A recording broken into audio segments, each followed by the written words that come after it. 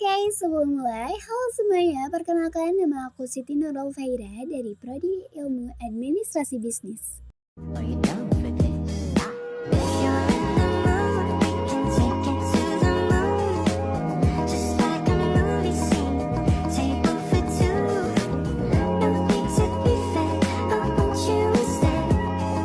If you're in the mood.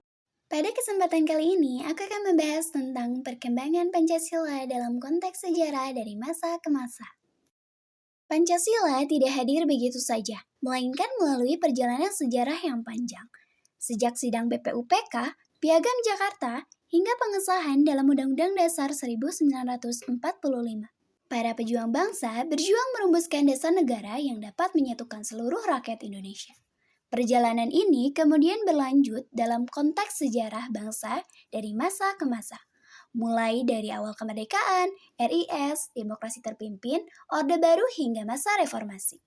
Sebagai generasi muda, penting bagi kita untuk tidak hanya memahami peristiwa-peristiwa tersebut, tetapi juga merefleksikan pelajaran yang dapat diambil untuk menghadapi tantangan zaman sekarang. Yuk kita bahas seputar perkembangan Pancasila dalam konteks sejarah dari masa ke masa. Hari lahir Pancasila diperingati setiap tanggal 1 Juni. Sejarah dimulai pada masa persiapan kemerdekaan Indonesia ketika Jepang membentuk Badan Penyelidik Usaha-Usaha Persiapan Kemerdekaan Indonesia atau yang sering kita sebut sebagai BPUPKI pada 1 Maret 1945. BPUPKI sendiri bertugas merumuskan dasar negara dan dalam sidang pertamanya pada 29 Mei 1945, Muhammad Yamin mengusulkan 5 asas dasar negara. Yang pertama, peri kebangsaan, kedua, peri kemanusiaan, peri ketuhanan, peri kerakyatan, dan kesejahteraan rakyat. Kemudian, pada 31 Mei 1945, Supomo melanjutkan diskusi dengan mengusulkan 3 konsep dasar negara. Namun, puncak perumusan terjadi pada 1 Juni 1945 ketika Soekarno menyampaikan pidatonya tentang dasar Indonesia Merdeka, yang kemudian dikenal dengan nama Pancasila yang terdiri dari 5 prinsip. Pertama, kebangsaan Indonesia, kedua, internasionalisme atau peri kemanusiaan, 3, mufakat atau demokrasi, 4, kesejahteraan sosial, dan 5, ketuhanan yang Maha Esa. Setelah proklamasi kemerdekaan pada 17 Agustus 1945, Pancasila disahkan sebagai dasar negara dalam Sidang Panitia Persiapan Kemerdekaan Indonesia, atau yang sering kita sebut sebagai PPKI, pada 18 Agustus 1945. Namun, selama masa Orde Lama dan Orde Baru, interpretasi dan implementasi Pancasila mengalami berbagai perubahan dan penyesuaian sesuai dengan dinamika politik saat itu. Pada masa pemerintahan Soeharto, Pancasila dijadikan ideologi yang sangat dominan melalui penataran pedoman penghayatan dan pengamalan Pancasila, atau yang sering disebut P4. Pemerintah juga menetapkan 1 Juni sebagai hari lahir Pancasila sebagai de facto, namun tidak secara resmi. Baru pada era reformasi, melalui keputusan Presiden nomor 24 tahun 2016, Presiden Joko Widodo atau Presiden Jokowi secara resmi menetapkan 1 Juni sebagai hari lahir Pancasila dan hari libur nasional. Penetapan ini bertujuan untuk memperkuat komitmen bangsa terhadap nilai-nilai Pancasila sebagai ideologi dan dasar negara. Hari lahir Pancasila merupakan momentum penting yang menandai perumusan dan penetapan Pancasila sebagai dasar negara Indonesia.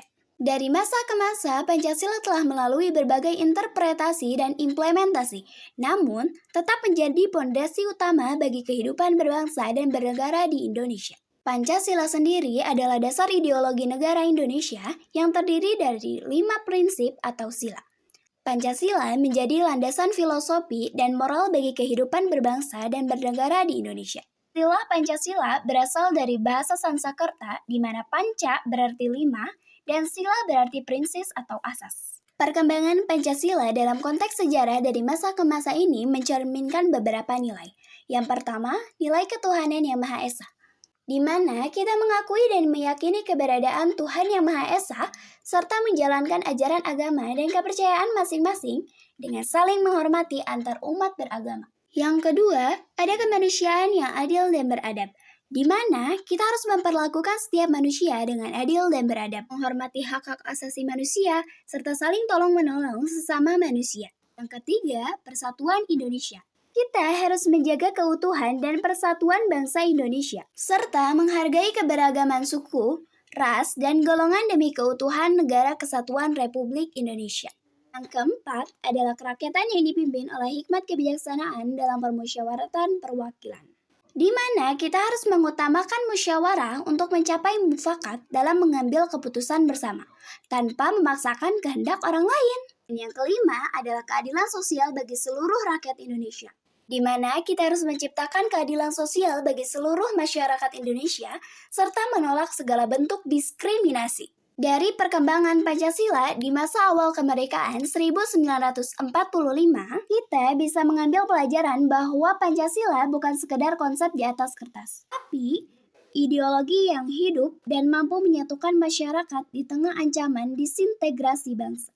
Dari perkembangan Pancasila di masa Orde Baru 1966 sampai 1998, kita bisa mengambil pelajaran bahwa implementasi Pancasila perlu dilakukan secara murni dan tidak boleh disalahgunakan untuk kepentingan kekuasaan semata agar tidak kehilangan integritasnya di mata masyarakat. Dari perkembangan Pancasila di masa reformasi atau pada tahun 1998 sampai sekarang, kita bisa mengambil pelajaran bahwa nilai-nilai Pancasila harus terus direvitalisasi dan diimplementasikan secara kontekstual agar tetap relevan dengan perkembangan zaman dan tantangan modern. Oke, sekian penjelasan dari saya. Jika ada saran, kekurangan, atau kesalahan, kalian bisa bantu ketik di kolom komentar ya. Jangan lupa untuk bantu subscribe, like, comment, and share. Oke semuanya, sampai jumpa di video tugas berikutnya. Jangan lupa dikasih nilai gede ya Pak.